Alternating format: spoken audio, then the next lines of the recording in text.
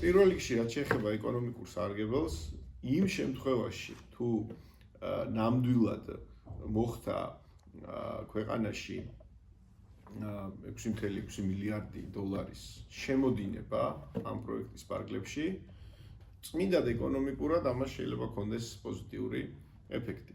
იქიდან გამომდინარე, რომ საქართველოს ზოგადად არის ქვეყანას უარყოფითი სავაჭრო ბალანსით და დამოკიდებულია, რას ნიშნავს ეს, ხო, ეს დამოკიდებულია ის უცხოურ კაპიტალზე და შესაბამისად ეს უცხოური კაპიტალის შემოდინება ქვეყნისთვის თავისთავად სხვა თანაბარ პირობებში კარგი. მეორე ფაქტორი, რაც ასევე მნიშვნელოვანი არის, რა რისკზე მიდის ამ შემთხვევაში სახელმწიფო როგორც ამ პროექტის, ასე ვთქვათ, მეწილე, როდესაც ამ პროექტის განხორციელებაზე ვსაუბრობთ, ხო? ჩვენ გავიგეთ, რომ მე-13 წილის ეკუთვნის სახელმწიფოს, ჩვენ არ ვიცით რა ვალდებულებები აიღო თავის თავზე ამ წილის სანაცვლოდ სახელმწიფომ და შესაბამისად ჩვენ ჭირს ამის გამო იმ რისკების სუსტი შეფასება, რაც ამ შესაძლო სარგებელს თან შეიძლება ახლდეს.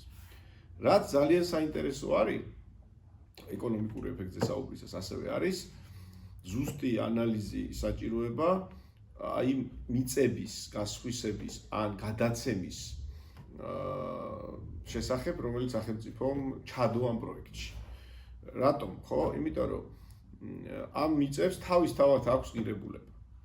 და თუ ის ღირებულება, რაც ამ მიწებს გააჩნია, შესაძლებელი იყო უფრო ეფექტიანად და დაბანდებულიყო სხვა პროექტში, პირობითად თავისთავად მიწები გასხვისებულიყო. ამას შეიძლება უფრო მაღალი ეფექტი ქონოდა ეკონომიკური დადებითი ქვეყნისთვის. ეს სარისკო პროექტში ამ მიწებით შესვლა და შემდეგ მოლოდინი, რომ უცხოელი დიდარი ადამიანების ამ უძრავი ქონების შეძენის შედეგად საქართველოს სახელმწიფო იხეებს.